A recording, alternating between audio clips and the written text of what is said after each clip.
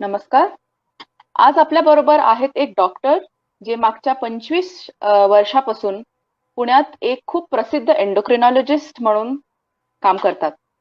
त्यांनी मधुमेह किंवा डायबिटीज, थायरॉइड, हाडांचा पातळपणा किंवा ऑस्टिओपोरोसिस आणि अनेक हॉर्मोनल प्रॉब्लेम्स असे ह्यांचे पेशंट्स, असंख्य पेशंट्स यांनी ट्रीट केलेत. मधुमित्र नावाच्या मासिकात हे सातत्याने लेख लिहितात. त्यांनी इंग्लिश आणि मराठी ह्यात पुस्तकंही लिहिली आहेत. आपण स्वागत करत आहोत डॉक्टर श्रीरंग गोडबोले यांचं. नमस्कार सर. नमस्कार.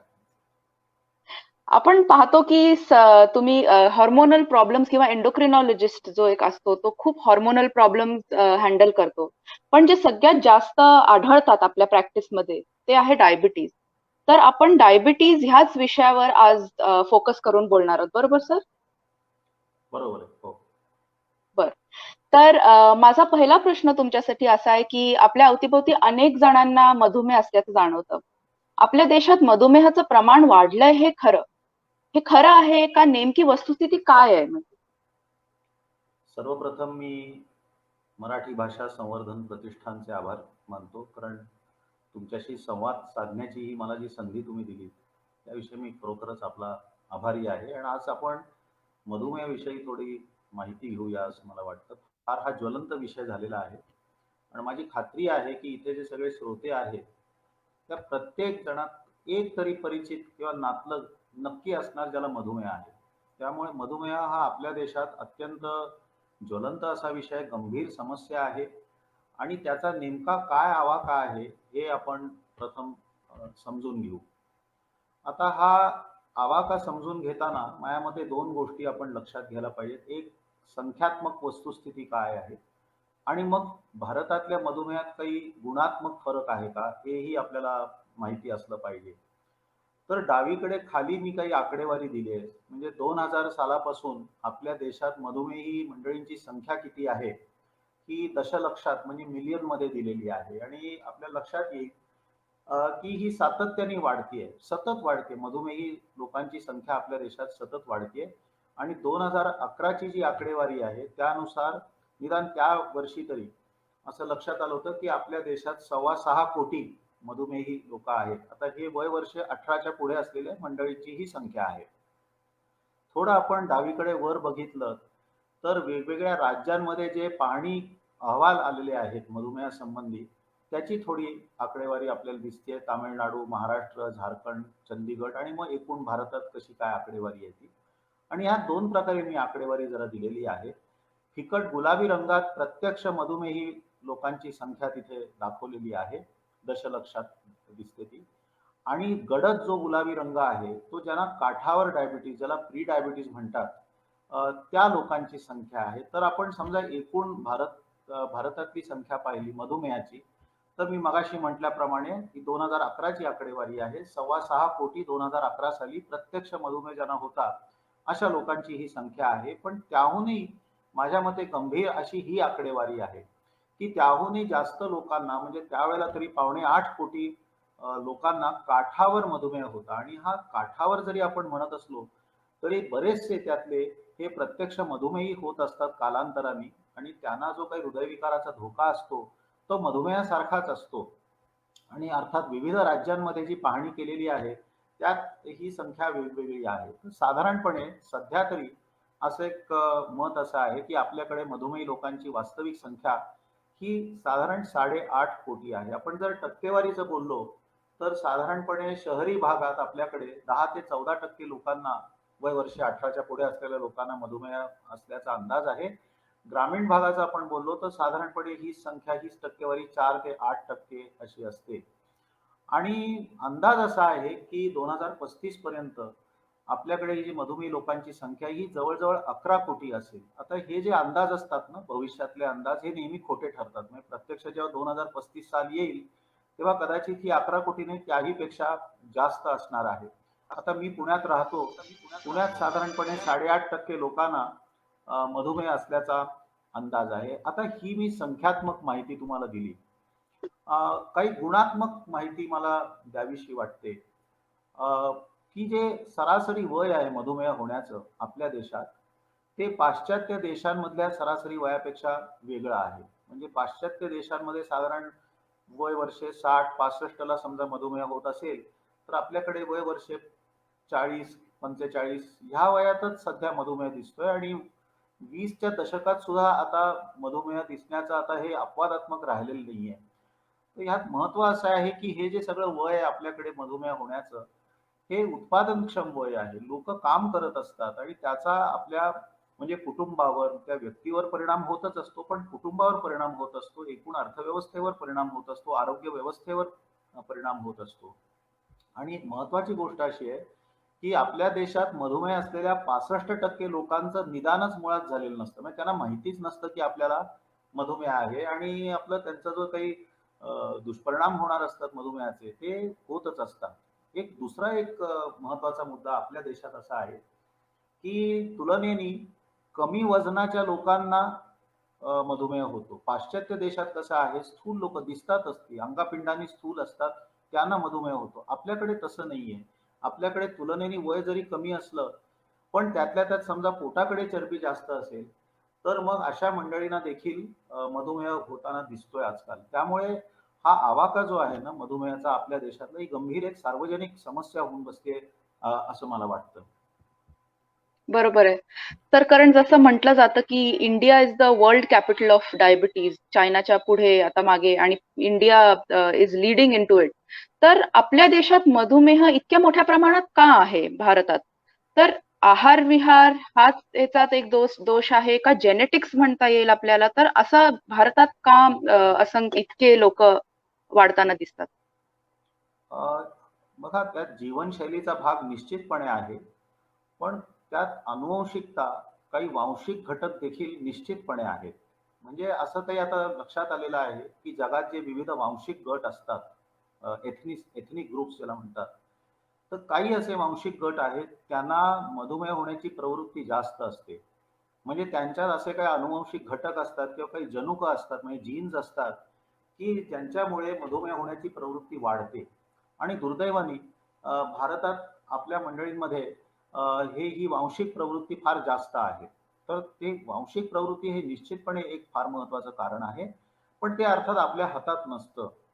तर आपल्या हातात काय बुवा? तर आपल्या हातात आपला जो जीवनक्रम आहे, जीवनशैली आहे, ते आपल्या हातात आहे. मी मगाशीच उल्लेख केला, की शहरी भागात आणि ग्रामीण भागात मधुमेहाचं प्रमाण थोडंसं जास्त आहे. पण त्यातही आपण जर पाहिलं, तर शहरी भागात सुद्धा जी बैठं काम करणारी स्थूल मंडळी आहेत, जी नुसते बसून काम करतायत, त्यांच्यामध्ये हे प्रमाण आणखीनच जास्त आहे. आणि जर तुम्ही वयाचा विचार केला, तर वय वर्षे 50शी नंतर आणि शिवाय स्थूलपणा असेल, तर हे प्रमाण निश्चितपणे फार मोठं आहे.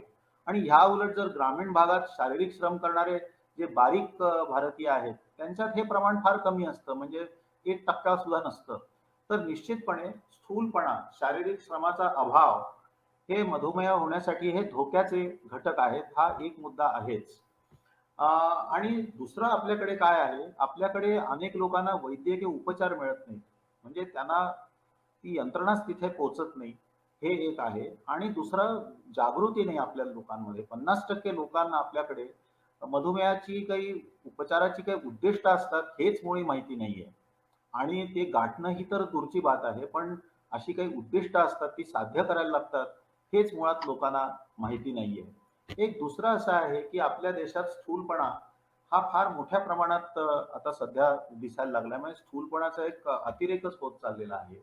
त्यात एक म्हणजे फास्ट फूडची जी चलती आहे, की अन्न आता सहजपणे उपलब्ध असतं, ते आकर्षक स्वरूपात विकलं जातं, ते सहजपणे तयार केलं जातं. फास्ट फूडची संस्कृती आता रुजतीये हळू-हळू आपल्या शहरांमध्ये. तर हा जो उंचावलेला जीवन स्तर आहे किंवा बैठा जीवनक्रम आहे किंवा जिकडे-तिकडे उपकरणं वापरायची म्हणजे मग ती वाहतुकीची असतील किंवा करमणुकीची असतील. म्हणजे मैदानात जाऊन खेळायचंच नाही. खेळायचं ते लॅपटॉपवर किंवा व कुठेही जवळ जायचं असलं तरी पायी जायचं नाही. शारीरिक श्रम करण्यात काही अप्रतिष्ठा आहे, अशी काहीशी प्रवृत्ती आजकाल दिसून येते, विशेषतः मुलांमध्ये, तरुणांमध्ये. तर ह्याच्यामुळे काय झालंय, बैठा जीवनक्रम झालाय, स्थूलपणा वाढतोय, शारीरिक श्रमाचा अभाव आहे आणि म्हणून जीवनशैलीमध्ये जे काही बदल झालेत आणि शिवाय ही जनुकीय प्रवृत्ती, वांशिक प्रवृत्ती जी मी म्हटलं, हे दोन्ही जेव्हा एकत्र येतात तेव्हा फार मोठा घातक परिणाम त्यातून आपल्याला दिसून येतो. बरोबर. मधुमेह म्हणजे नेमकं काय झालंय? म्हणजे रक्तात साखर वाढली ह्याला मधुमेह म्हणतात. पण निरोगी माणसाच्या रक्तातही साखर असते का? आणि ती मधुमेह असलेल्या माणसापासून कसं वेगळं असतं? निश्चितपणे निरोगी माणसाच्या रक्तातही साखर असतेच आणि ती साखर ग्लुकोज या स्वरूपात असते. म्हणजे ग्लुकोज म्हणजे द्राक्ष शर्करा म्हणतात. म्हणजे द्राक्षामध्ये जी साखर असते तिला ग्लुकोज म्हणतात. त्याचा असा आहे की आपल्या शरीराला जी वेगवेगळी कामं करायला लागतात आणि शरीराची मग झीज होते त्याच्यात. ती झीज भरून काढण्यासाठी शरीराला इंधन लागतं. तर हे इंधन वेगवेगळ्या स्वरूपात शरीर तयार करत असतं आणि वापरत असतं. त्यातलं एक महत्वाचं इंधन म्हणजे रक्तातलं ग्लुकोज. तर सामान्य माणसामध्ये सुद्धा अर्थात रक्तात ग्लुकोज असतं, कारण मेंदूला काम करण्यासाठी ग्लुकोजचा एक सततचा पुरवठा हवा असतो. मेंदू ग्लुकोज सोडून बाकी कोणतंही इंधन वापरू शकत नाही. आता तुम्ही एक समजू शकता की माणसाने खाल्ल्यानंतर अन्नाचं पचन होतं आणि अन्नाचं जेव्हा पचन होतं, अन्नाचे 3 घटक आहेत. सगळ्यात मोठा घटक अर्थात पाणी आहे. मग क्षार असतात, जीवनसत्व असतात, पण मुख्य घटक म्हणजे कर्बोदक, कार्बोहायड्रेट्स आणि त्याचं रूपांतर ग्लुकोज म्हणून होतं. कारण शरीराला अन्न तसंच्या तसं घेता येत नाही. त्याचं विघटन होतं, अन्नाचं पचन होतं, अभिशोषण होतं, ते रक्तात जातं. त्याचं इंधन होतं. तर कर्बोदकांचं ग्लुकोजमध्ये शेवटी इंधन तयार होतं. प्रथिनं जी असतात त्यांचं अमायनो आम्ल याच्यात रूपांतर होतं आणि जे स्निग्ध पदार्थ म्हणजे फॅट असतात त्यांचं रूपांतर ग्लिसेरॉल आणि मेदाम्ल म्हणजे फॅटी ॲसिड ह्यामध्ये होत असतं. आता मगाशीच मी म्हटलं की मेंदूला तुम्ही वरती मेंदू इथे बघताय, तर मेंदूला ग्लुकोजचा अखंड पुरवठा आवश्यक असतो आणि अन्नाचं जेव्हा पचन होतं आणि अभिशोषण म्हणजे ॲब्झॉर्प्शन जेव्हा होतं, तेव्हा अर्थातच ग्लुकोजची रक्तातली पातळी वाढते आणि ग्लुकोज अर्थात मेंदूकडे जातो. परंतु अतिरिक्त जे ग्लुकोज आहे, जास्त निर्माण जे झालेलं आहे आणि मेंदूला नको आहे, ते साठवलं जातं आणि तो ग्लुकोजचा साठा यकृतामध्ये म्हणजे लिव्हरमध्ये होतो आणि त्याला ग्लायकोजेन असं म्हणतात. काही जो ऊर्जेचा साठा असतो तो चरबीत आपल्या होतो आणि काही जो असतो तो स्नायूमध्ये जातो. म्हणजे अमायनो आम्ल मगाशी मी म्हटलं ती स्नायूमध्ये जातात, ती मेदाम्ल असतात ती चरबीमध्ये जातात. आता जेव्हा मनुष्य उपाशी असतो तेव्हा मेंदूला कसा काय रक्तातनं ग्लुकोज मिळणार, कारण माणूस उपाशी आहे. तेव्हा मग हा जो साठा आहे यकृतात ग्लायकोजेन त्याचं विघटन होतं, त्याची ऊर्जा होते आणि मग मेदाम्ल तयार होतात, ग्लिसरॉल तयार होतं आणि त्याचं पुन्हा रूपांतर ग्लुकोजमध्ये होतं आणि मग हे ग्लुकोज जे आहे हे मेंदूकडे जातं. हे नॉर्मल माणसात, सामान्य माणसात होत असतं. तेव्हा नॉर्मल माणसात आता मी इथे लहान आतडं दाखवलंय. ते लहान आतडं इथे जसं सुरू होतं, जठर संपतं, लहान आतडं सुरू होतं. त्याच्या खाचेत हे जे तुम्ही बघताय त्याला स्वादुपिंड म्हणजे पॅन्क्रियास म्हणतात. आता पॅन्क्रियासची शरीरात 2 कामं आहेत. एक म्हणजे पाचक रस तयार करणं, अन्नाचं पचन करणं ह्यासाठी याचा आवश्यकता असते आणि दुसरं म्हणजे काही पेशी असतात.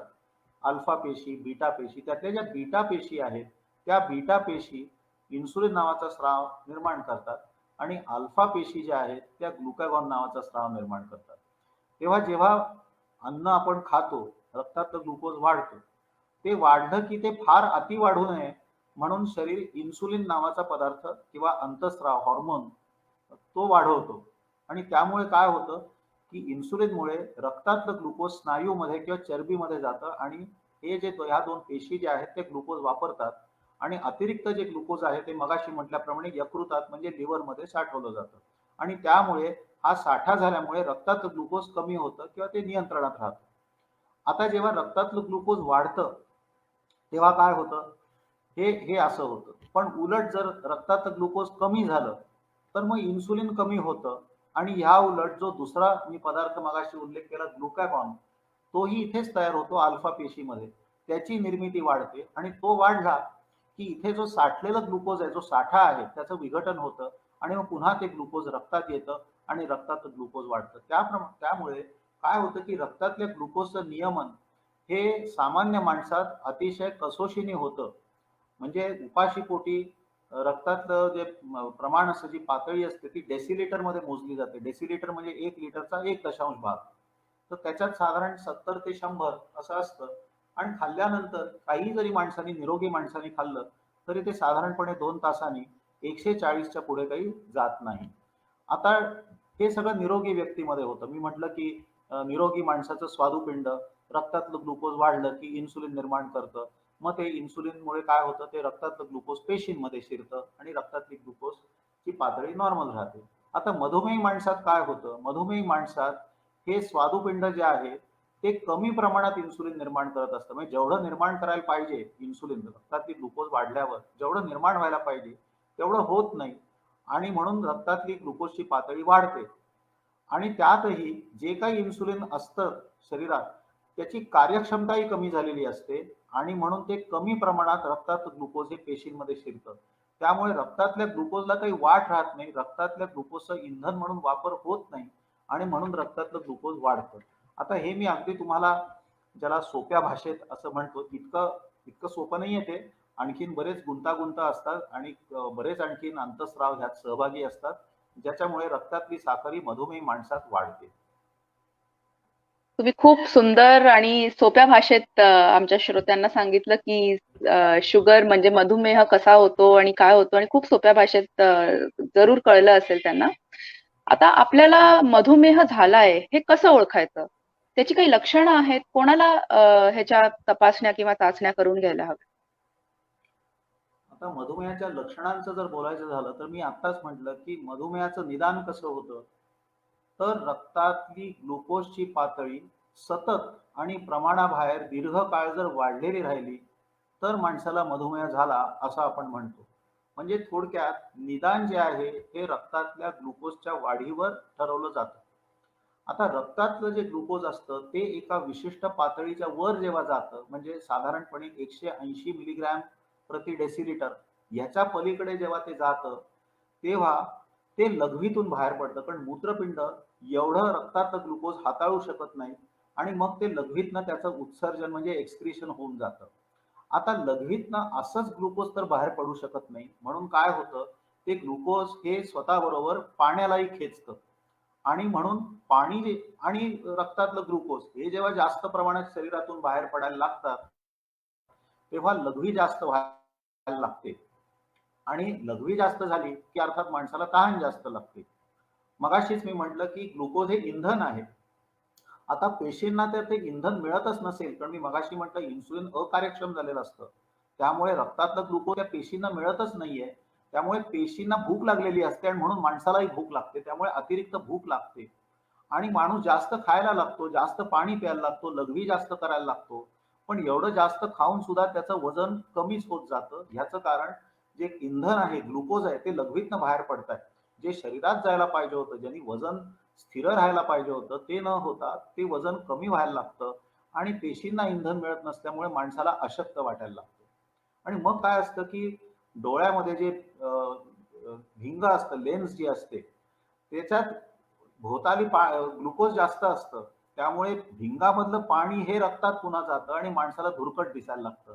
त्यामुळे वरचे वर उपनेत्रांचा क्रमांक नंबर जो आहे डोळ्याचा हा बदलत असतो कधी कधी. कधी कधी याच्यामुळे काय होतं, पायाला मुंग्या यायला लागतात, पेटके यायला लागतात आणि संक्रमण म्हणजे इन्फेक्शन व्हायला लागतात. कारण एकतर प्रतिकारशक्ती कमी झालेली असते, रक्तात ग्लुकोज वाढलेलं असतं, त्यामुळे जे अनेक सूक्ष्म जीव असतात त्यांना वाढायला वाव असतो आणि म्हणून कुठे कुठे संक्रमण म्हणजे इन्फेक्शन होऊ शकतात. म्हणजे स्त्रियांमध्ये गुह्य भागाला, प्रायव्हेट पार्ट्सला खाज येणं, लाल होणं, सुजणं किंवा पुरुषामध्ये जे शिश्न असतं त्याच्या टोकाची जी कातडी असते तिला भेगा पडणं, लाल होणं, सूज येणं, तिकडे जखमा वेगवेगळ्या होणं, त्या भरून न निघणं किंवा कधी कधी ताप येतो, खोकला येतो, जखमा होतात, लघवीला जळजळ होते, किंवा लघवी गढूळ होते, लघवीला मुंग्या यायला लागतात आणि अर्थात ह्या सगळ्या गोष्टीचा समागमावर परिणाम होऊ शकतो, वैवाहिक आयुष्यावर परिणाम होऊ शकतो, समागमाची अनिच्छा होऊ शकते, असमर्थता होऊ शकते. ही सगळी लक्षणं आहेतच. पण एक लक्षात ठेवण्याची गोष्ट अशी आहे की कोणतंही लक्षण नसताना देखील शरीरात मधुमेह असू शकतो. केवळ मला लक्षण नाही म्हणजे मला मधुमेह नाही असं कृपया कोणीही समजू नये. आणि अनेकदा असं लक्षात आलंय की मधुमेहाचं प्रत्यक्ष निदान होण्यापूर्वी तो शरीरात अनेकदा 8-10 वर्षांपासून सुद्धा अगोदरपासून असतो. लोकांना कल्पना येत नाही. कधी कधी हृदयविकार होतो, माणूस अतिदक्षता विभागात त्याला भरती केलं जातं, रुग्णालयात भरती करतात, मग रक्तातली साखर तपासली जाते, तिथे लक्षात येतं की अरे बाबा ह्या माणसाला मधुमेह झालाय. किंवा एक शस्त्रक्रिया ठरलेली आहे, दात काढायचा व साखर तपासा बरं, तिथे लक्षात येतं मधुमेह आहे. आयुर्विमा काढायचा, इन्शुरन्स काढायचा आहे, चला मग रक्तातली साखर बघा, तिथे लक्षात येतं मधुमेह आहे. त्यामुळे अनेकदा मधुमेह हा असाच आकस्मिक माणसाला समजतो आणि म्हणून मधुमेह हा चोरपावलाने येणारा विकार आहे आणि म्हणून तो जास्त घातक आहे. तो कोणत्याही धोक्याची सूचना न देता शरीरात येऊ शकतो आणि त्याचं जे काही दुष्परिणाम आहे ते होतच राहतात. त्यामुळे केवळ लक्षण नाही म्हणजे मधुमेह नाही असं कृपया कोणी समजू नये. खूप छान सांगितलं की सगळ्याच पेशंट्सना लक्षणं नाही नसतात. काही पेशंट बिना लक्षणांचे सुद्धा प्रॅक्टिसमध्ये दिसून येतात. म्हणजे दुसरा प्रश्न असा आहे की जर सपोज मला लक्षणं नाही आहेत आणि मला तपासणी करून घ्यायची आहे, तर मधुमेहाचं निदान करून घेण्यासाठी कुठल्या चाचण्या असतात आणि त्या किती वारंवार करून घेणं जरुरी असतं? असं आहे की प्रत्येक माणसाने त्याच वारंवारतेने मधुमेहाची चाचणी करावी असं नसतं. त्यामुळे आधी आपल्याला हे माहिती पाहिजे की मधुमेह होण्याचा धोका कुणाला जास्त आहे. कारण ह्या लोकांनी लवकर कमी वयापासून सुरुवात करायला पाहिजे चाचणी करण्यासाठी आणि अधिक वारंवार करायला पाहिजे. त्यामुळे सर्वप्रथम आधी धोका कुणाला आहे, कारण सरसकट काय सगळ्या लोकसंख्येला आपण सांगू शकत नाही की अरे बाबा तुम्ही मधुमेहाचं निदान किंवा तपासणी करा. त्यामुळे आधी धोका कुणाला आहे हे आधी मला वाटतं समजून घेणं आवश्यक आहे. तर पहिलं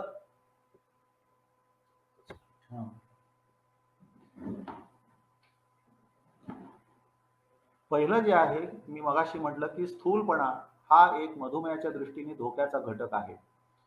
त्यामुळे स्थूल व्यक्तींनी मधुमेहासाठी आपली चाचणी करावी. ती कोणती करावी हे मी नंतर सांगेनच.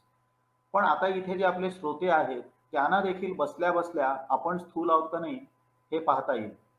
म्हणजे तुमची उंची जर तुम्हाला माहिती असेल सेंटीमीटर मध्ये, तर त्याच्यातनं 100 जर वजा केले तर साधारणपणे ते तुमचं आदर्श वजन आहे. म्हणजे उदाहरणार्थ तुमची उंची 170 सेंटीमीटर असेल तर तुमचं आदर्श वजन 70 किलो आहे. परंतु प्रत्येक माणूस हा काही आदर्श वजनाचा नसतो. त्यामुळे आदर्श वजनाच्या 10% पेक्षा जर जास्त तुमचं वजन असेल, म्हणजे आता 70 किलो हे समजा तुमचं आदर्श वजन आहे, तर 10% म्हणजे अधिक 7 किलो म्हणजे 77 किलो. त्याच्यापेक्षा जर जास्त वजन असेल तुमचं, तर तुम्ही काठावर स्थूल, ज्याला ओव्हरवेट म्हणू, थोडं वजन जास्त असं आपण म्हणू, आणि 20% जर तुमचं आदर्श वजनापेक्षा जास्त असेल तर तुम्ही निश्चितपणे तुम्ही ज्याला स्थूल म्हणू, ओबीज म्हणू, असं आपल्याला म्हणता येईल.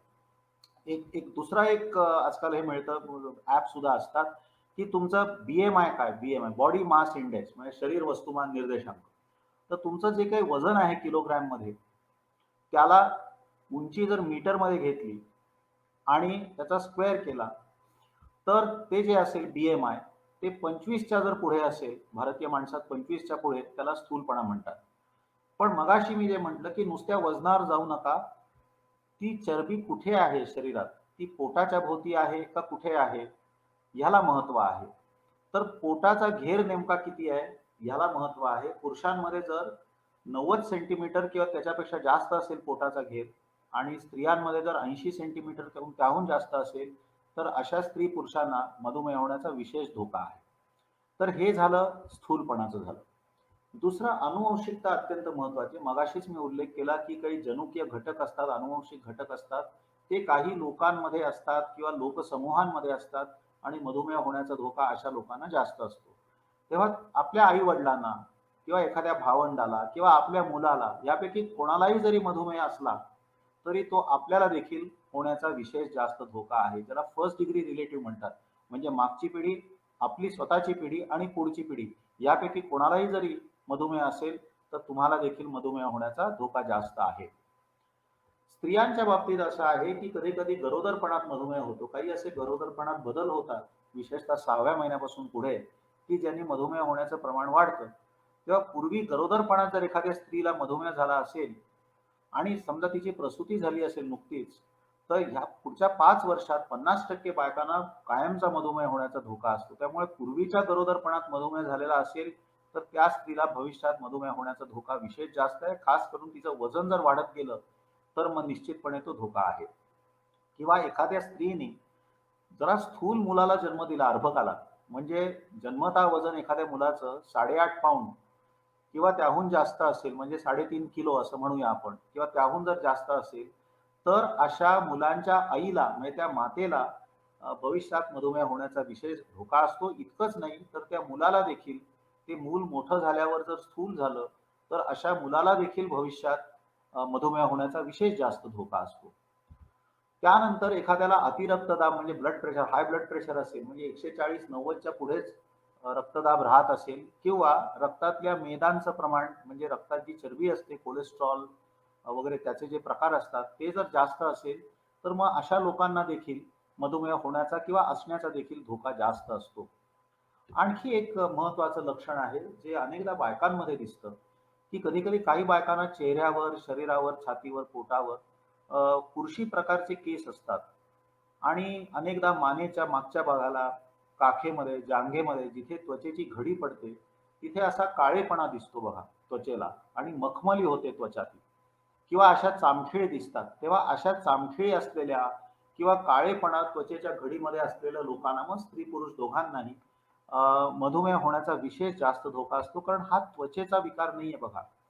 असं असलेल्या लोकांमध्ये इन्सुलिन अकार्यक्षम असतं, त्याची कार्यक्षमता कमी झालेली असते आणि म्हणून अशा मंडळींना मधुमेह होण्याचा धोका असतो. आणि अनेकदा जेव्हा बायकांमध्ये हे दिसतं, तेव्हा अशा अनेक बायकांना अशा प्रकारे चेहऱ्यावर पुरुषांसारखा केसाळपणा असतो किंवा कधी-कधी पाळीचा अनियमितपणा असतो. अ, लग्न झालेल्या बायकांना मूल होण्यास अडचण होते, वंध्यत्वाचे काही प्रकार होतात. याला आजकाल पॉलिसिस्टिक ओव्हेरियन सिंड्रोम जे म्हणतात, अशा लोकांना देखील मधुमेह होण्याचा जो धोका असतो तो जास्त असतो. कधी-कधी शस्त्रक्रियेच्या वेळेला रक्तातली साखर पाहिली जाते, ती वाढलेली असते. मग शस्त्रक्रिया झाल्यावर साखर पूर्ववत होते.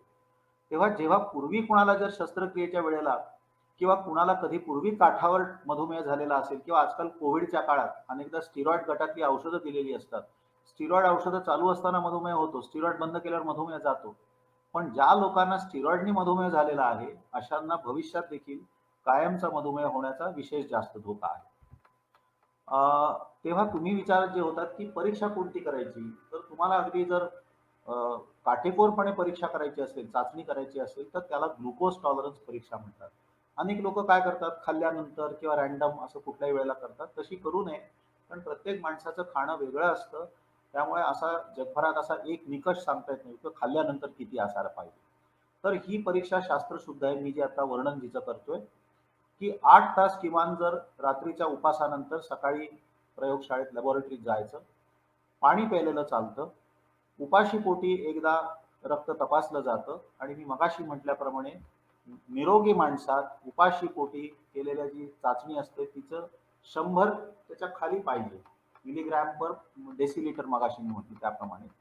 त्यानंतर मग 75 ग्रॅम ग्लुकोज हे ग्लासभर पाण्यात दिलं जातं आणि ते प्यायला दिलं जातं आणि त्यानंतर माणसाने विश्रांती घ्यायची असते, धूम्रपान करायचं नसतं आणि मग विश्रांती घेत असल्यावर मग 2 तासांनी पुन्हा एकदा रक्त तपासलं जातं आणि 2 तासानंतर निरोगी माणसात ही पातळी 140च्या खाली पाहिजे. आता प्रत्येक माणूस काही फक्त निरोगी किंवा मधुमेही असा नसतो. तर निरोगी म्हणजे हे जे हिरवं जे इथे इथे दिसतंय तुम्हाला, हे निरोगी माणसाचं आहे, की उपाशी पोटी साधारणपणे त्याची रक्तातली ग्लुकोजची पातळी 80 ते 100 पाहिजे आणि खाल्ल्यानंतर ते ग्लुकोज देखील असलं तरी 140च्या पुढे कधी जाऊ नये आणि 1 तासाने कोणी केली समजा तर ती 200च्या पुढे जाऊ. आता मधुमेहात काय होतं, उपाशी पोटी साखर 126 किंवा त्याहून जास्त असेल तर त्याला मधुमेह म्हणतात आणि 2 तासांनी ग्लुकोज पाजल्यावरची रक्तातली पातळी 200च्या पुढे असेल तर त्याला मधुमेह म्हणतात. आता जर कोणी या दोन आकड्यांच्या मध्ये असेल, म्हणजे उपाशी पोटी 101 ते 125 किंवा ग्लुकोजचं हे पाणी प्यायल्यावर 140 ते 200 असा जर कोणी असेल, तर मग त्याला काठावरचा मधुमेह म्हणतात. म्हणजे असा माणसाला मधुमेह होऊ घातलेला आहे, त्याला विशेष जास्त धोका आहे, असं आपल्याला म्हणता येईल. तर अशी ही एक तपासणी आहे. दुसरी एक तपासणी असते जिला HbA1c म्हणतात. म्हणजे मागच्या 3 महिन्याची सरासरी शुगर किती होती, हे जर एका एका बैठकीत एका रक्तातल्या तपासणीतून कळतं आणि सर्वसामान्य निरोगी माणसात ती पातळी 5 0.8% अशी असते, ती 6.5% किंवा त्याहून जास्त असेल तर त्याला मधुमेह म्हणतात. अर्थात हे लक्षात घ्या की त्यावेळेची ती साखर सांगत नसते. ही चाचणी जी आहे मागच्या 3 महिन्याची सरासरी सांगत असते. त्यामुळे निदान तुमच्या शरीरात जर 3 महिने तरी तुमचा मधुमेह जुना असेल तर ही पातळी मग खराब येईल. नुकताच जर 15 दिवसापूर्वीच मधुमेह सुरू झालेला असेल तर तरी ही पातळी नॉर्मलच येईल, हे लक्षात घ्यावं. त्यामुळे कोणती आपण चाचणी करतोय तिचा अर्थ कसा लावायचा हे अर्थात तज्ज्ञ मंडळींचं काम आहे. छान सांगितलं तुम्ही सर की ग्लुकोज टॉलरन्स टेस्ट ही जी टेस्ट आहे ती डायग्नोसिससाठी करून घ्यायला हवी जरूर पेशंट्सनी, कारण साधारण ते जेवण झाल्यानंतर वगैरे तपासतात आणि प्रत्येकाची जेवणातल्या पदार्थ वेगवेगळे असल्यामुळे ग्लुकोज टॉलरन्स टेस्ट ही डायग्नोस्टिक टेस्ट असते. साधारण आपणही क्लिनिकल प्रॅक्टिसमध्ये पाहतो की पेशंट येतो आणि म्हणतो की मला 2 वर्षापूर्वी डायबिटीज होतं, पण मी गोळ्या घेतल्या 2 महिन्यांनी सोडून टाकल्या कारण मला काही त्रास होत नव्हता आणि मला त्रास होत नव्हता तर मी औषधं घेतली नाहीत. तर मुळात मधुमेहाचा उपचार करून घ्यावा का? मधुमेहाने कोणता धोका आहे? कुठल्या कुठल्या ऑर्गन्सना त्रास होऊ शकतो? तर हे अनेक लोकांचा एक प्रश्न असतो की मला जर काही होतच नसेल तर केवळ माझी साखर आहे पण मला काहीच त्रास होत नाही, मग मी कशाला इलाज करून घ्यायचा, असा काही लोकांचा प्रश्न असतो. तर पहिली गोष्ट अशी आहे की मधुमेह, मी मगाशीच म्हटलं, हा चोर पावलांनी येणारा विकार आहे. शरीरात चोर चोर पावलांनी आणि गुपचूपपणे राहणारा विकार आहे, पण त्याचे जे दुष्परिणाम आहेत ते तुम्हाला लक्षणं आहेत का नाहीत यावर ठरत नसतात, हे कृपया लक्षात घ्या. दुष्परिणामांचा धोका जो आहे तो रक्तातल्या ग्लुकोजच्या पातळीवर ठरतो, तुमच्या लक्षणांवर नव्हे. त्यामुळे भलेही कोणतंही लक्षण नसेल पण जर रक्तातली ग्लुकोजची पातळी जास्त असेल तर दीर्घकालीन आणि अल्पकालीन म्हणजे शॉर्ट टर्म आणि लॉंग टर्म कॉम्प्लिकेशन हे होणारच आहे. सगळ्यात महत्वाचं असं आहे की रक्तातली साखर वाढली, मगाशीच मी म्हटलं, प्रतिकारशक्ती कमी होते, संक्रमण म्हणजे इन्फेक्शन व्हायला लागतात, मग सारखं रुग्णालयात भरती होणं व कधी कधी माणूस बेशुद्ध देखील होऊ शकतो. अति जर साखर वाढली रक्तात तर माणूस बेशुद्ध होऊ शकतो, किंवा कुठे ताप आला, खोकला आला, टीबी झाला. मधुमेही माणसात जर रक्तातली साखर जास्त असेल तर टीबीचं प्रमाण जास्त आहे. किंवा आता आपण कोविडच्या काळात राहतोय, मधुमेही अनियंत्रित मनुष्य असेल तर त्याला कोविडचे जे दुष्परिणाम आहेत आणि अतिदक्षता विभागात जाण्याचा जो काही धोका आहे तो अनियंत्रित मधुमेही माणसात जास्त आहे. त्यामुळे संक्रमण जास्त होणं, इन्फेक्शन होणं, जखमा होणं सारख्या, त्या भरून न निघणं हे आहेच. पण हे झाले अल्पकालीन दुष्परिणाम. पण खरा जो उपचार मधुमेहाचा जो करायचा असतो तो पुढचा विचार करून करायचा असतो. मधुमेह जर आपण अनियंत्रित ठेवला तर हळूहळू काही दशकांनंतर त्याचे दीर्घकालीन काही दुष्परिणाम असतात आणि हे दुष्परिणाम जवळजवळ शरीराच्या प्रत्येक भागावर होऊ शकतात. आणि मुख्य ते का होतात? कारण मधुमेहाचा परिणाम हा रक्तवाहिन्यांवर होत असतो.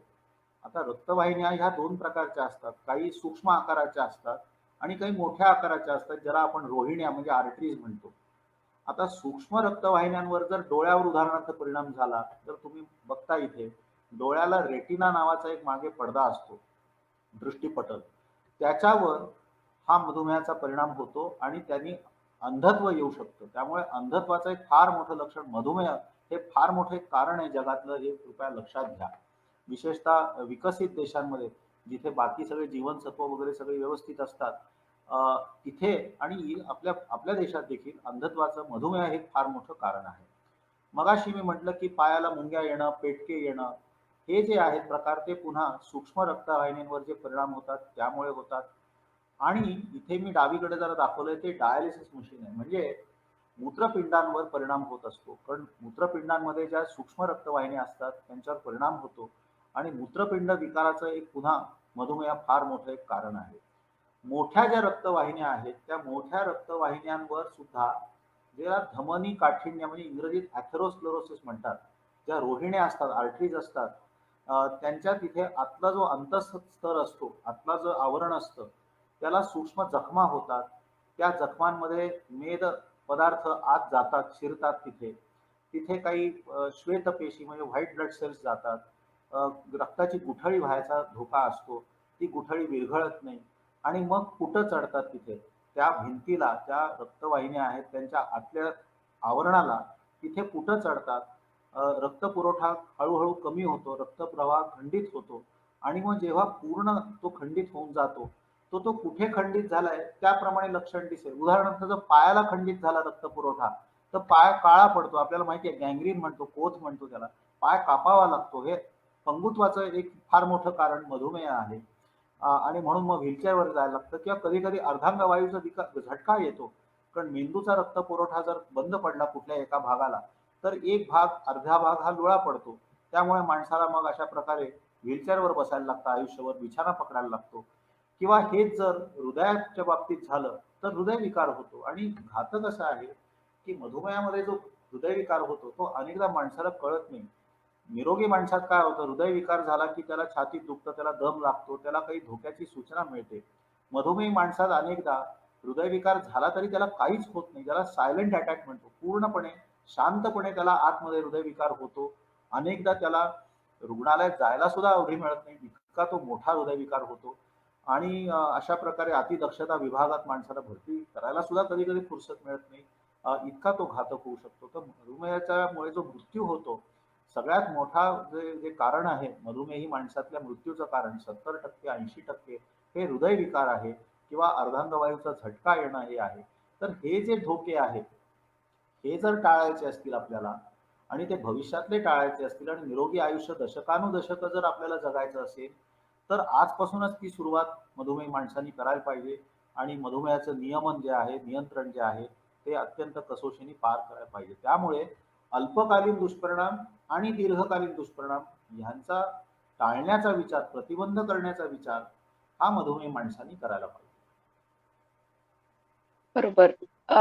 खूपसे पेशंट्स आपण पाहतो जे औषधं घेतात आणि ते त्यांच्या तपासण्या करून घेत नाहीत. त्यांना असं वाटतं औषध घेतोय म्हणजे आमचा शुगर कंट्रोलमध्ये असणारच.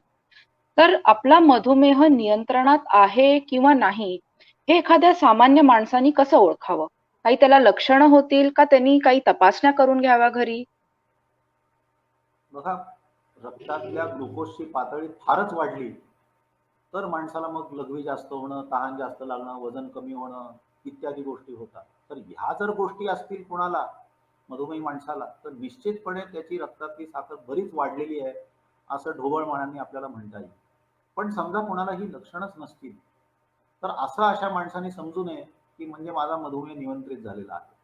की जोपर्यंत रक्तातल्या ग्लुकोजची चाचणी होत नाही प्रयोगशाळेत जाऊन, आणि जोपर्यंत मी जे म्हटलं मगाशी की साधारणपणे, अर्थात प्रत्येक माणसाची उद्दिष्ट वेगळी असतात.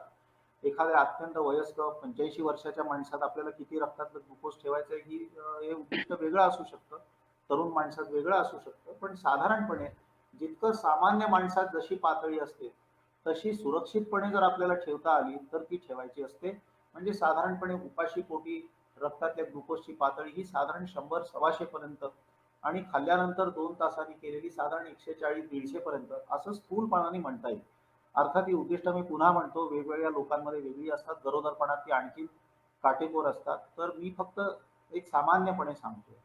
पण त्यात दुसरं असं आहे की असं आपण कुठल्या तरी दिवशी जातो प्रयोगशाळेत आणि रक्तातली चाचणी करतो, आणि मग लोक काय करतात की फार हुशार असतात की 4-5 दिवस अगोदर व्यवस्थित अगदी आहार करतात, व्यायाम करतात, रक्तातली चाचणी दाखवतात डॉक्टरला आणि म्हणतात वा वा किती छान आहे माझं. तर नुसतं ते पुरेसं नाहीये. कारण धोका हा असा कुठल्या तरी एका दिवशी केलेल्या रक्तातल्या साखरेवर ठरत नसतो. तो ठरतो तुमच्या रोजच्या 24 तास तुमची रक्तातली साखर कशी राहिली, सरासरी काय होती, याला महत्व आहे. त्यामुळे तुम्हाला मी मगाशी जे HbA1c असा एक उल्लेख केला, 3 महिन्याची सरासरी रक्तातली ग्लुकोजची चाचणी, आणि तो साधारणपणे 7 किंवा त्याच्या अलीकडे असावा असं साधारणपणे आपल्याला म्हणता येईल. तर ती चाचणी 3 ते 4 महिन्यातून तरी एकदा प्रत्येक मधुमेही मनुष्याने अवश्य करावी.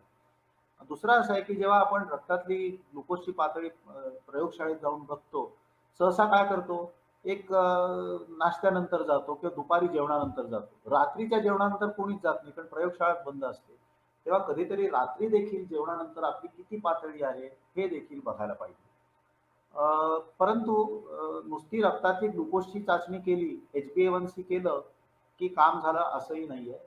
त्याची चर्चा कदाचित आपण पुढे करूया. पण तुमच्या प्रश्नाचं जे उत्तर आहे की रक्तातली ग्लुकोजची पातळी किती ठेवावी, तर ती साधारण निरोगी माणसाच्या जवळपासच ठेवावी असंच मी म्हणतो. बरं. मग माझा पुढचा प्रश्न असाच आहे की रक्तातली साखर वेळोवेळी तपासून घेतली की पुरे आहे असं समजायचं का माणसाला अनेक कुठल्या टेस्टही करून घ्यायला हव्यात? मी जे मगाशी म्हटलं की 70 ते 80% मधुमेहातले मृत्यू हे हृदयविकारामुळे किंवा अर्धांगवायूचा झटका आल्यामुळे होतात. आता हृदयविकार हा काय फक्त रक्तातली साखर वाढली कीच येतो असं तर नाहीये. त्याच्या जोडीला जे इतर धोक्याचे घटक आहेत, मग तो अतिरक्तदाब असेल, हाय ब्लड प्रेशर आहे, रक्तमेद विकृती म्हणजे कोलेस्ट्रॉलचं प्रमाण जर जास्त असेल किंवा आपण व्यायामच करत नसू तर तो देखील एक हृदयविकाराच्या दृष्टीने हा एक धोक्याचाच घटक आहे. तंबाखूचं सेवन असेल, सिगरेट ओढत असेल माणूस, हे फार धोक्याच्या गोष्टी आहेत. त्यामुळे रक्तातली साखर ज्याप्रमाणे महत्वाची आहे, त्याचप्रमाणे प्रत्येक माणसाला आपलं वजन किती आहे आणि ते वजन आटोक्यात आहे ना, ते आपल्याला किती टक्के कमी करता येईल, 5% करता येईल का कमी, तेवढं देखील पुरेसं असतं. 5 ते 10% जरी कमी करून टिकवलं तर त्यालाही महत्व आहे. नुसती रक्तातली ग्लुकोजची पातळी लोकांना माहिती असते, वजन किती होतं गेल्या वर्षी, आज किती आहे माहित नसतं अनेकदा. रक्तदाब हा नियंत्रणात ठेवायचा असतो, त्यामुळे वेळोवेळी रक्तदाबाची तपासणी आणि साधारणपणे तो 130-80 किंवा अगदी जास्तीत जास्त 140-90 हे ब्लड प्रेशर, त्याच्यापेक्षा जास्त असू नये. अनेक लोकांना स्वतःचं ब्लड प्रेशर माहीत नसतं. ग्लुकोजचा रिपोर्ट त्यांना सांगता येतो, पण ब्लड प्रेशर किती आहे विचारलं, मला माहीत नाही. तर तेही माहीत पाहिजे. आणि निदान एक वर्षातून एकदा मधुमेहाचे काही दीर्घकालीन उपद्रव झालेत का, म्हणजे लॉंग टर्म कॉम्प्लिकेशन्स कुठे काही होत आहेत का, हे जाणून घेण्यासाठी काही तपासण्या वार्षिक तरी करायला पाहिजे. मग त्यात मूत्रपिंड ठीक आहेत का नाही हे जाणून घ्यायला पाहिजे. लघवीतून प्रथिनं चालली आहेत का नाही ते पाहायला पाहिजे. रक्तातले कोलेस्ट्रॉल आणि इत्यादी मेदांचे जे घटक आहेत ते किती आहेत ते माहिती पाहिजे आपल्याला. आणि इतर काही तपासण्या, उदाहरणार्थ हृदयविकार आज आहे का, मग ते नुसतं आपलं ईसीजी आहेच, ईसीजी आहे पण अनेकदा ईसीजी फसवा असतो, कारण तो विश्रांती घेत असताना आपण करत असतो. तर त्याच्या जोडीला त्याला स्ट्रेस टेस्ट म्हणतात, व्यायाम करता करता हृदयाकडला रक्तपुरवठा वाढतो का नाही, किंवा ज्याला 2D एको म्हणतात, म्हणजे बाहेरूनच कुठलीही सुई न खुपसता हार्टचं पंपिंग कसं आहे, हार्टचा आकार कसा आहे हे जाणून घेण्यासाठी जी टेस्ट असते, अशा तपासण्या निदान 2-2.5 वर्षातून एकदा तरी करून घ्याव्यात. आणि डोळ्याच्या डॉक्टरकडे जाऊन तिथे आज जो मागे पडदा आहे त्याची तपासणी निदान वर्षातून एकदा तरी मधुमेह व्यक्तीने करून घ्यावी. त्यामुळे पूर्ण शरीराचं बघायचं असतं, नुसती आपली एक रक्तातली साखर तपासली की काम झालं असं कृपया कोणी समजू नये. आणि अर्थात वेळोवेळी आपल्या पायांकडे लक्ष देणं, पण पाय बधीर होऊ शकतात, आग होते, कधी कधी दुखतात, हे ठीकच आहे, पण कधी कधी पाय बधीर होतात, संवेदना कमी होतात, टोचलं तरी कळत नाही, जखमा कधी होतील, भेगा कधी पडतात समजत नाही आणि त्या चिघळू शकतात. त्यामुळे पायाची काळजी घेणं हे तर नेहमीच करायला पाहिजे. निदान आठवड्यातून एकदा तरी व्यवस्थित, खरं म्हणजे रोजच, पण निदान आठवड्यातून एकदा तरी व्यवस्थित आपल्या पायाला कुठे जखम भेगा काय पडलेली नाहीत ना हे माहिती असायला पाहिजे. आणि असं झालं तर त्वरित डॉक्टरचा सल्ला घ्यायला पाहिजे. ह्या सगळ्या गोष्टी यांच्याकडे सगळं लक्ष दिलं तर मग आपण काही दीर्घकालीन उपद्रव टाळू शकतो. आतापर्यंत आपण समजून घेतलं की मधुमेह म्हणजे काय, ते कसा झालाय, कसं ओळखायचं, त्याची लक्षणं काय, हा कुणाला होऊ शकतो, ह्याच्यावर कोणाला धोका आहे आणि किती कुठल्या चाचण्या करून घ्याव्या, ह्या सगळं आपण आता ऐकलं. पुढचा माझा प्रश्न असा आहे की मधुमेह आणि आहार या विषयावर खूप लोकांचा गैरसमज असतो.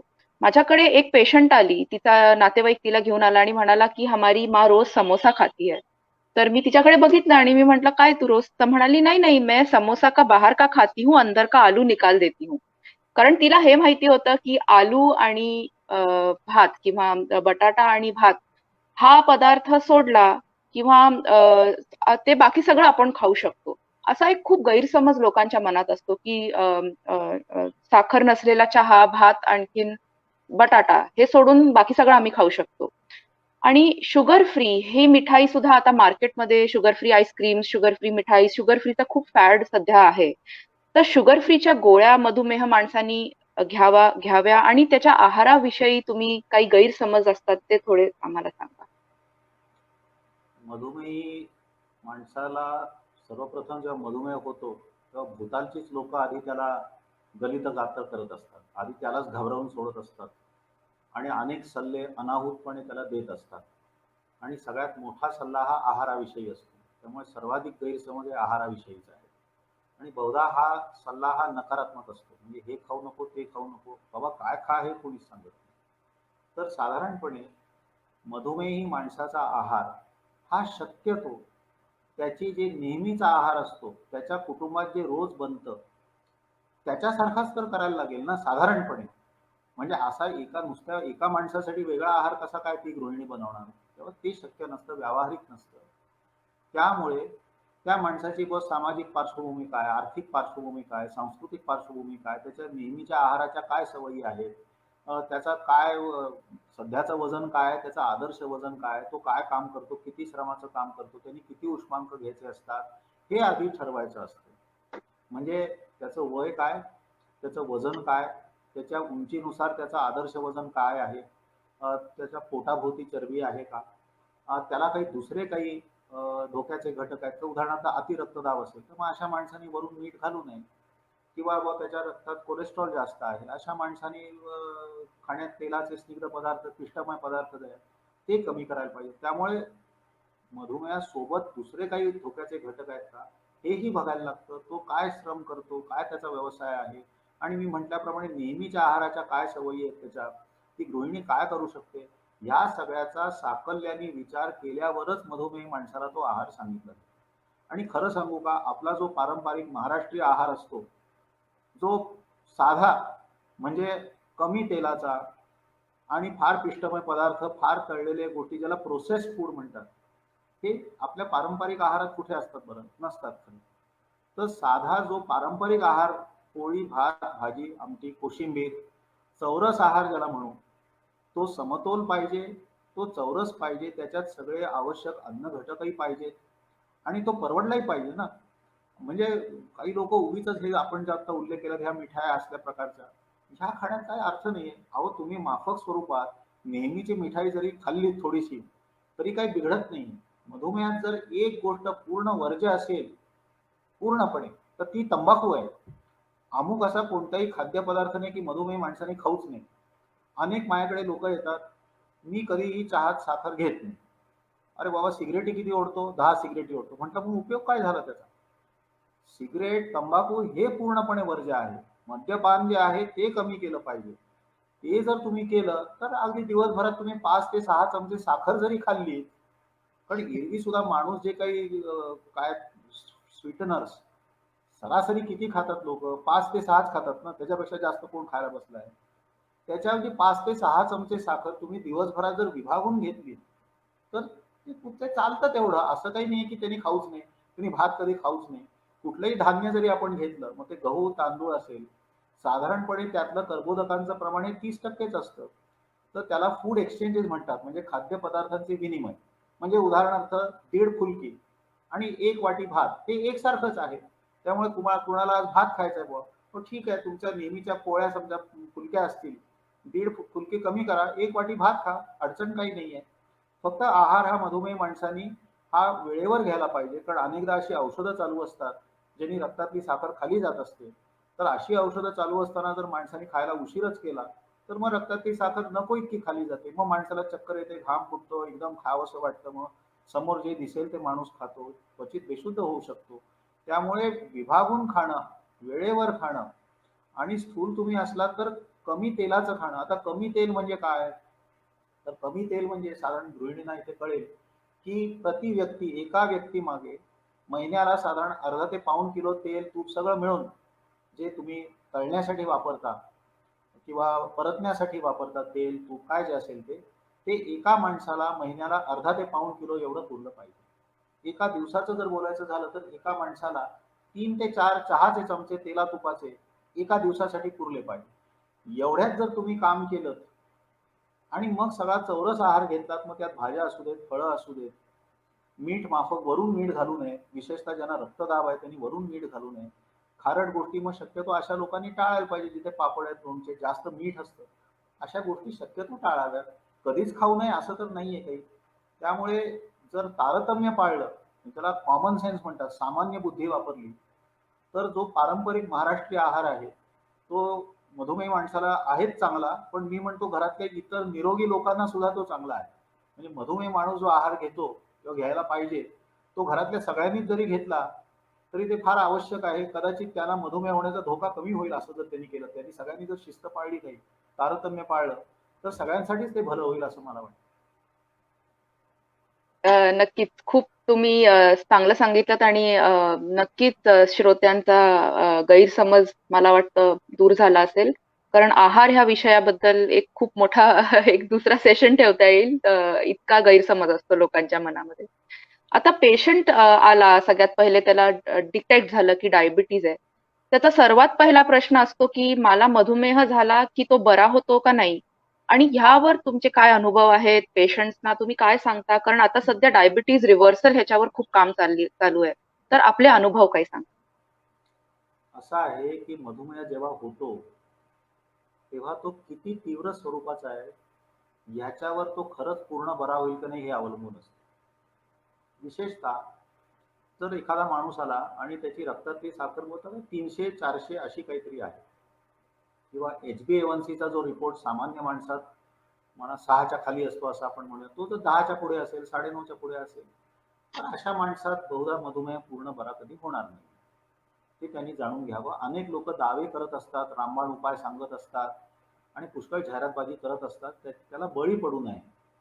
कारण बहुसंख्य वेळा एकदा मधुमेह झाला की तो जात नाही, हे कृपया लक्षात घ्या. तो दोन अशा गोष्टी आहेत किंवा दोन परिस्थितीमध्ये तो खरोखरच जाऊ शकतो. पहिली परिस्थिती म्हणजे मधुमेह जर अत्यंत काठावर असेल, अगदी आहे का नाही, कधीतरी येतोय, कधी दिसत नाहीये, असा जर असेल आणि अशी व्यक्ती जर स्थूल असेल आणि ती व्यायाम करत नसेल, तर केवळ जीवनशैलीत बदल करून अशा प्रकारचा काठावरचा मधुमेह हा बरा होऊ शकतो. पण त्या माणसाने जर पुन्हा ढिलाई केली, पुन्हा वजन वाढू दिलं, पुन्हा व्यायाम केला नाही, तर पुन्हा अशा व्यक्तीला देखील पुन्हा मधुमेह होऊ शकतो. त्यामुळे काठावरचा मधुमेह जो चुकीच्या जीवनशैलीमुळे झालेला आहे, तो जीवनशैली जर चांगली केली तर पूर्ववत होऊ शकतो.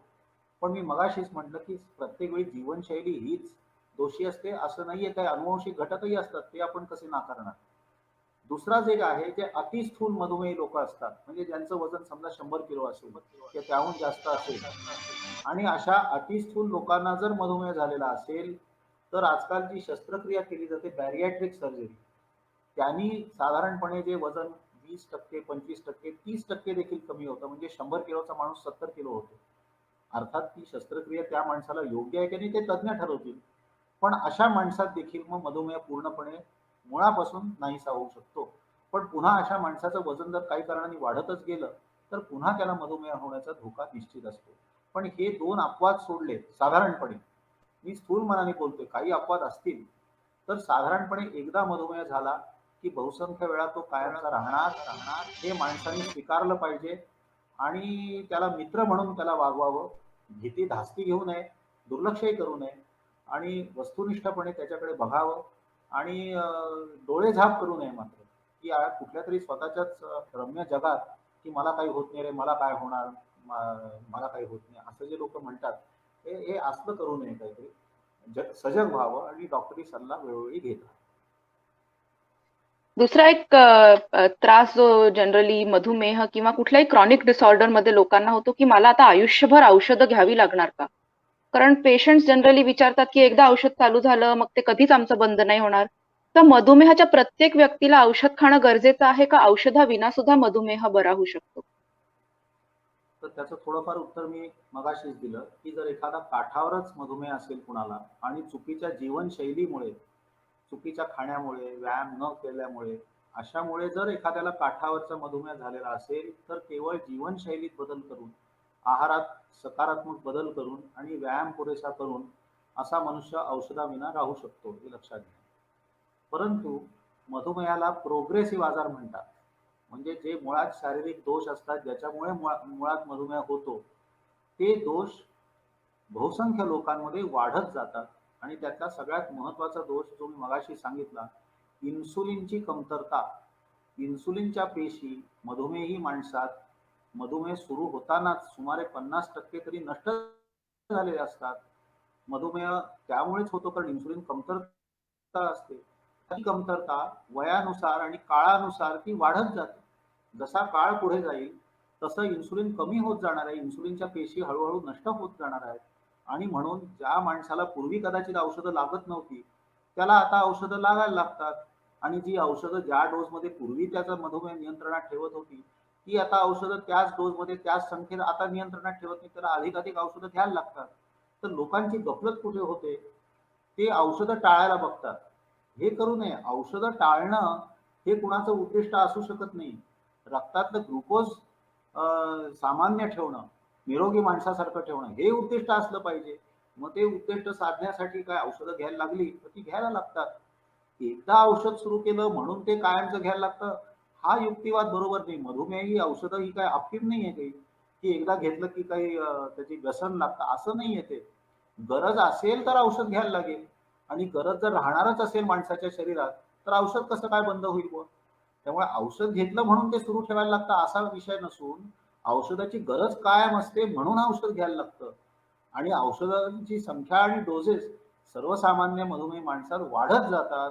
कारण मधुमेह हा प्रोग्रेसिव्ह आजार आहे. शरीरातलं इन्सुलिन कमी होणार आहे आणि म्हणून गोळ्यांची संख्या आणि गोळ्यांचे डोसेस वाढत जाणार आहेत.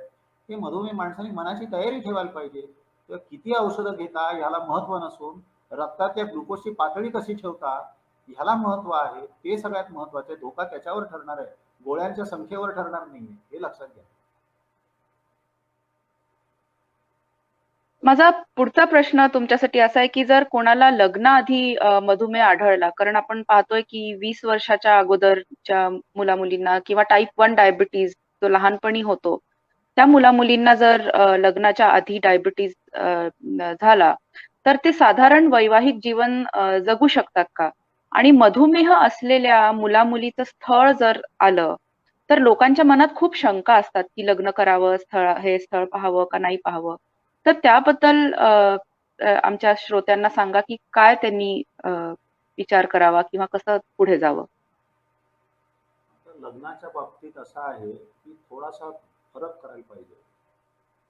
तुम्ही जो म्हणालात मगाशी टाइप 1 डायबिटीज म्हणजे प्रकार 1 चा जो मधुमेह आहे ना, साधारणपणे बालपणी सुरू होतो आणि ज्याला सतत त्या व्यक्तीला इन्सुलिन घ्यायला लागतं. अनेकदा दिवसातून 4-4 वेळा सुद्धा घ्यायला लागतं. तो विकार अगदीच वेगळा आहे. आपण आत्तापर्यंत जी सगळी चर्चा केली, ती सर्वसाधारणपणे 90-95% लोकांमध्ये जो मधुमेहाचा प्रकार म्हणजे प्रकार 2 दिसतो, त्याची आपण आत्तापर्यंत चर्चा करत होतो. पण बालपणी जर कुणाला मधुमेह झालेला असेल आणि अशी मुलगी, मुलगा मोठे झाल्यावर जेव्हा लग्नाच्या वयाचे होतात, निश्चितपणे त्यांच्या लग्नामध्ये समस्या उत्पन्न होतात. कारण असा डायबिटीज नियंत्रणात ठेवणं हे खरोखरच अवघड असतं. आणि गरोदरपणा जर ठेवायचा असेल तर तो अर्थात ठरवून करायला पाहिजे. प्रकार 1 असो नाहीतर 2 असो. अशा मुलीला जर विशेषतः गरोदर राहायचं असेल, तर तिने ठरवून रक्तातली ग्लुकोजची पातळी चांगली आहे हे पाहूनच प्रयत्न करायला पाहिजे पुढे मूल होण्याच्या दृष्टीने.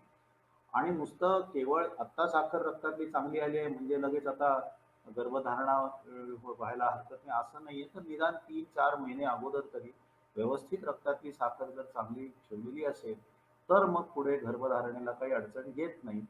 आणि मगाशी मी म्हटल्याप्रमाणे विशेषतः 6व्या महिन्यापासून पुढे तसंही अनेक निरोगी बायकांना देखील गरोदर असताना रक्तातली साखर वाढू लागते. त्यामुळे ज्यांना आधीच मधुमेह आहे, मग तो प्रकार 1 चा असेल नाहीतर 2 चा असेल, त्यांच्यामध्ये तर रक्तातली ग्लुकोजची पातळी विशेषतः 6व्या महिन्यापासून विशेष वाढायला लागते आणि औषधं बदलायला लागतात, वाढायला लागतात. आणि गोळ्या सर्वसाधारणपणे दिलेल्या चालत नाहीत गरोदरपणात मधुमेहासाठी. इन्सुलिनच घ्यायला लागतं. परंतु सांगण्याचा मुद्दा असा आहे, की रक्तातली ग्लुकोजची पातळी आपण वेळोवेळी जर पाहत राहिलो, कधी-कधी दिवसातून 2दा-3दा सुद्धा बघायला लागते किंवा आठवड्यातून 3-4 वेळा बघायला लागते, वेगवेगळ्या वेळेला बघायला लागते. आणि त्याचे निकष जे आहेत, कशाला चांगलं म्हणायचं, हे गरोदरपणातले वेगळे आहेत. हे तज्ञ डॉक्टरचा वेळोवेळी सल्ला घेत जर असतील, तर मग खरं म्हणजे गरोदरपणात अडचण येऊ नये. सामान्य प्रसूती होऊ शकते. प्रत्येक वेळा सिझेरियन करायलाच पाहिजे असंही नाहीये. पण अर्थात ही सगळी काळजी घेतली तर. त्यामुळे निश्चितपणे काही विशेष जबाबदारी आहेच. गरोदर एखाद्या मधुमेही व्यक्तीला जर स्त्रीला जर गरोदरपणा हवा असेल तर निश्चितपणे चांगली रक्तातली ग्लुकोजची पातळी असल्यानंतरच तसा प्रयत्न करायला पाहिजे आणि पूर्ण 9 महिने व्यवस्थित ठेवायला लागते रक्तातली ग्लुकोजची पातळी. तसं झालं तर सामान्य प्रसूती आणि अर्भक जन्माला येऊ शकतं, अशी अडचण नाहीये. आणि लग्नाच्या बाबतीत, स्थळाच्या बाबतीत जो तुम्ही प्रश्न केला तो असा आहे, की मगाशीच म्हटलं, की मधुमेहामध्ये अनुवंशिकता ही निश्चित आहे, ती काही नाकारता येत नाही.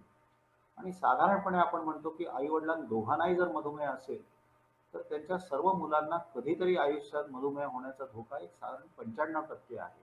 त्यामुळे अनुवंशिकता ही नाकारता येत नाही. आता त्यालाही दुसरं महत्व आहे की तो मागच्या पिढीत जो मधुमेह झाला तो 17व्या वर्षी झाला का 30व्या वर्षीच लोकांना मधुमेह होतो, यालाही महत्व आहे. फार तरुणपणी एखाद्या असं स्थळ आलं समजा तुम्ही विचारताय, मग 25व्या वर्षीच लोकांना मधुमेह होतोय, 30व्या वर्षीच होतोय, मग त्या व्यक्तीला देखील तुलनेने तरुणपणी मधुमेह होण्याचा धोका निश्चितपणे जास्त आहे. आता ती व्यक्ती मधुमेहाचं नियमन कशी करेल, तिची मानसिकता काय आहे, दुर्लक्ष करण्याची मानसिकता आहे का कशी आहे, याच्यावर सगळं पुढचं आयुष्य ठरतं ना. एखादा मधुमेह होऊ घातलेला मनुष्य जबाबदारीने वागला आणि मधुमेह नियंत्रणात ठेवलं, त्यांनी वेळोवेळी सगळ्या तपासण्या केल्या, तर नॉर्मल आयुष्य जगू शकतो. परंतु अशा माणसाला जर कौटुंबिक पार्श्वभूमी असेल मधुमेहाची, तर निश्चितपणे त्याला मधुमेह होण्याचा धोका जास्त आहे. विशेष करून तो स्थूल असेल तर निश्चितपणे धोका जास्त आहे. हे माहिती असलं पाहिजे. माहिती असून जर काही पुढे गेलं तर काही अडचण नाही. माहिती असायला पाहिजे. बरोबर. कारण खूप मुलं-मुली लपवतात किंवा हा. तर ते लपवू नये. निश्चितच टाळावं. नाही, कधीही लपवू नये. मधुमेह असल्याचं कधीही लपवू नये. जे खरं खरं आहे तेच सांगावं, कारण शेवटी लग्नाचं नातं जे आहे सांगायला नको, ते विश्वासावर आधारलेलं आहे. तुम्ही सुरुवातच जर खोटेपणाने केली तर ते नातं टिकणार नाही, अविश्वास उत्पन्न होईल. तसं कधीही करू नये. आणि त्यात काही बरोबर, कमीपणा नाही आहे मधुमेह तर सांगायला पाहिजे. बरोबर. दुसरा माझा प्रश्न, शेवटचा प्रश्न असा आहे, की जो एक दुसरा गैरसमजेचा एक खूप मोठा विषय आहे, जसं आपण आहाराबद्दल बोललो. खूपसे श्रोते आपले इथे इन्सुलिन घेत घेत असतील किंवा त्यांच्या घरी कोणी ना कोणी इन्सुलिन घेतं. जेव्हा आपण सांगतो डॉक्टर म्हणून, की पेशंटला, की तुम्हाला आता इन्सुलिन घ्यावं लागेल किंवा कदाचित आता हे लाँग टर्मसाठी घ्यावं लागेल, तेव्हा पेशंट्सना एक प्रकारची खूप भीती वाटते. त्यांना असं वाटतं इन्सुलिन एकदा चालू झाला, की तो बंद होत नाही किंवा माझा डायबिटीज शेवटच्या स्टेजला आलाय किंवा काही पेशंट्सना सुद्धा असं वाटतं, की इन्सुलिननी सुद्धा माझे प्राण जाऊ शकतात. इतका गैरसमज इन्सुलिनबद्दल आहे. तर त्यावर थोडं तुम्ही सांगाल का? तर इन्सुलिन का सुरू केलेलं आहे ह्याच्यावर ते तात्पुरतं असणार आहे की कायमचं असणार आहे हे अवलंबून आहे. कधी कधी तात्पुरतं इन्सुलिन सुरू केलं जातं, बुवा बायपास करायचं आहे, गोळ्यांवर आहे माणूस चांगला, पण बायपास केल्यावर रक्तातली साखर खूपच वाढते. किंवा आता कोविडच्या वेळेला लोकांना स्टिरॉइड औषधं दिली, आवश्यकच होती ती. स्टिरॉइड गटातल्या औषधांनी रक्तातली साखर वेडी वाकडी वाढते. किंवा एखादं संक्रमण असतं, व काहीतरी शस्त्रक्रिया करायची आहे, मग इन्सुलिन द्यायला लागतं. त्यामुळे असे जे प्रसंग असतात ज्यात इन्सुलिनची गरज तात्पुरती वाढते माणसाची आणि म्हणून मग इन्सुलिन बाहेरून द्यायला लागतं, त्यावेळेस इन्सुलिन काय कायमचं दिलं जात नाही. मग तो प्रसंग जेव्हा संपतो, ती घटना संपते, तेव्हा इन्सुलिन बंद केलं जातं. परंतु मगाशी म्हटल्याप्रमाणे इन्सुलिनच्या पेशी या हळूहळू नष्ट होत होत एखाद्या माणसाच्या शरीरात आता इन्सुलिनच शिल्लक नसेल, जे दीर्घकालीन डायबिटीजमध्ये होतं, तर मग अशा माणसाच्या शरीरातच जर इन्सुलिन नसेल तर गोळ्या कशा काय काम करतील बुवा? कारण शेवटी गोळ्या का काम करतात? शिल्लक जिवंत असलेल्या इन्सुलिनच्या पेशींना चालना देऊनच बहुसंख्य गोळ्या काम करत असतात. मुळात पेशीच जर जिवंत नसेल तर गोळ्या नाही काम करणार. मग जी गोष्ट शरीरात नाहीये ती माणसाला बाहेरून घ्यायला लागते, म्हणून इन्सुलिन सुरू केलं जातं. आता ह्यात पुन्हा इन्सुलिन ही काय अफूची गोळी नाही की ज्यांनी व्यसन लागतं इन्सुलिनचं. तो पुन्हा गरजेचा विषय आहे. नसेलच माणसाच्या शरीरात इन्सुलिन, आपण असं म्हणतो का पाण्याचं व्यसन लागलं. पाणी शरीरात जर निर्माण होत नसेल तर आयुष्यभरच पाणी घ्यायला लागेल. आज मी पाणी घेतलं, तहान भागली म्हणून काय उद्या पाणी पिणार नाहीये का? पिणार आहे मी, पण रोजच ते घ्यायला लागेल, शरीरात होत नाहीये. त्याचप्रमाणे शरीरात जर इन्सुलिन तयार होत नसेल तर अशा माणसाला मात्र बाहेरून नेहमीच इन्सुलिन घ्यायला लागतं, कारण ती गरज आहे शरीराची. आता दुर्दैवाने काय आहे, इन्सुलिन हे प्रथिन आहे आणि प्रथिनाची जर गोळी केली, इन्सुलिनची गोळी कोणी केली आणि ती गिळायला दिली, तर शरीरात जे पाचक रस आहेत ते त्या इन्सुलिनचं पचन करून टाकतील. ते इन्सुलिन काही कामाचं नाही, ते रक्तात पोहोचत नाही. त्यामुळे प्रथिनं असलेली जी औषधं असतात ती अनेकदा इंजेक्शनच्या द्वारेच टोचायला लागतात, कारण ते अन्ननलिकेत किंवा जठरात त्याचं पचनच होतं ना, मग ती गोळी होणार कशी त्याची? म्हणून इन्सुलिन टोचायला लागतं. टोचायला लागतं म्हणून इन्सुलिन भयानक औषध आहे असं नाहीये. ते ते प्रथिन आहे म्हणून त्याची गोळी करता येत नाही, म्हणून ते रक्तात पोचण्यासाठी टोचायला लागतं.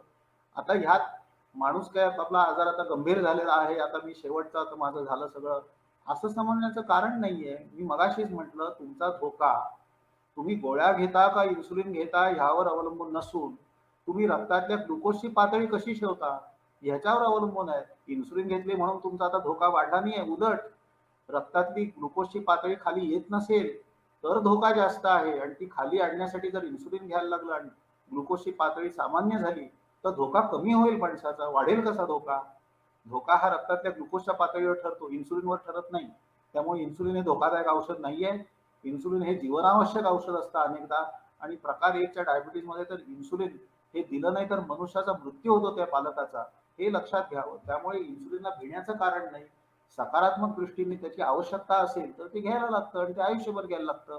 मग त्यात काही असं कानाडोळा करून चालत नाही त्याच्याविषयी, ते आवश्यकच आहे. बरोबर.